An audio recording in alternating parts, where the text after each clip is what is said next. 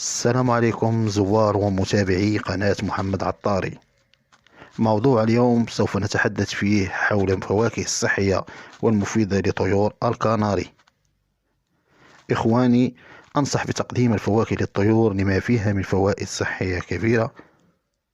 لذلك يجب معرفة ما هي الفواكه الصحية التي تقدمها لطيورك، وهذا ما سوف نتطرق إليه في موضوعنا اليوم. أصدقائي، أول فاكهة اليوم سنتحدث عنها هي فاكهة الفراولة. كي كنعرفوا جميع، كتميز فاكهة الفراولة بألوانها الزاهية وفوائدها الغذائية، وتعتبر صحية للطيور، ويمكن تقديمها لهم بدون أي أضرار جانبية. وتعتبر الفراولة من الفواكه الغنية بالفيتامينات، خاصة فيتامين السي.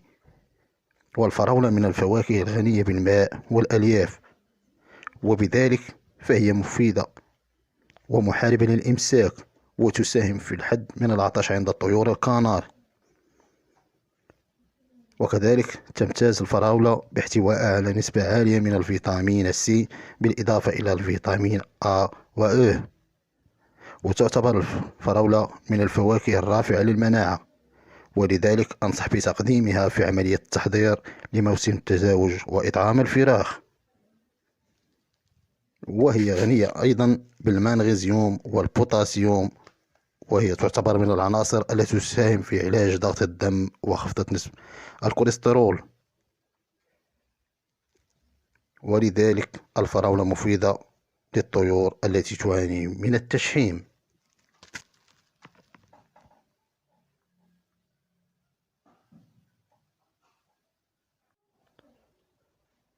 أما بالنسبة للفاكهة الثانية أصدقائي، فهي فاكهة البرتقال، حيث يعتبر البرتقال والحمضيات بصفة عامة من الفواكه الصحية والمفيدة للطيور، مثل الفراولة.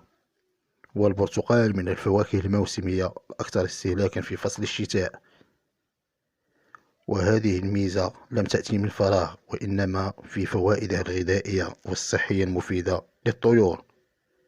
والبرتقال من الفواكه الغنية بالفيتامين سي، وهو بذلك مصدر جيد للطاقة ومكافح لنزلات البرد. والبرتقال من الفواكه الغنية بالفيتامين A، الذي يساهم في رفع المناعة عند الطيور وتساعده على مقاومة بعض الأمراض. والبرتقال يحتوي على نسبة ممتازة من البوتاسيوم، وهو جد مفيد لوظائف القلب.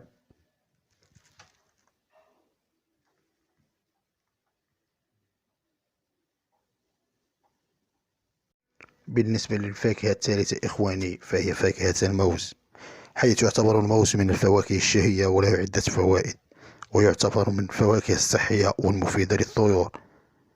الموز من الفواكه ذات سعرات حرارية عالية، يحتوي على 3 أنواع من السكريات، وهم الجلوكوز والفركتوز والسكروز، وهو يقدم دفعة سريعة من السعرات الحرارية للطائر فور تقديمه. لكن أصدقائي، لا يجب الإكثار منه، لأنه قد يسبب التشحم للطائر. حيث يعتبر الموز أفضل الفواكه التي تحتوي على الفيتامين B6، وهو فيتامين جد مهم في زيادة الخصوبة للطائر، ويساعد في عملية نمو وإنتاج الحيوانات المنوية، وتفادي موت الجنين في 3 الأيام الأولى من فترة الحضانة. حيث يحتوي الموز على نسبة ممتازة من البوتاسيوم والكالسيوم والحديد، وكل هذه العناصر تساهم في أداء سليم للجسم والحفاظ على صحة طائرك. ورابع فاكهة أصدقائي هي فاكهة التفاح.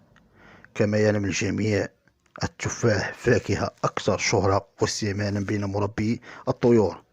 وما يميز فاكهة التفاح هو أنه ذات سعرات حرارية منخفضة، لكن بالمقابل يحتوي على عدة عناصر غذائية مفيدة، منها الفيتامينات والمعادن ومضادات الأكسدة، وهو مفيد لجميع أنواع الطيور. كما أن التفاح يساعد على خفض الوزن وعلاج التشحيم عند الطيور. والتفاح يحتوي على نسبة عالية من الألياف التي تؤثر على البكتيريا النافعة للأمعاء، وهذه الأخير تؤثر مباشرة على التشحيم. إذا أعجبكم الموضوع لا تبخلوا علينا بالمشاركة مع أصدقائكم، ولا تترددوا في ترك أسئلتكم في تعليقات وسوف نقوم بالإجابة عنها. ابقوا أوفياء لنا لمتابعة كل ما هو جديد وحصري.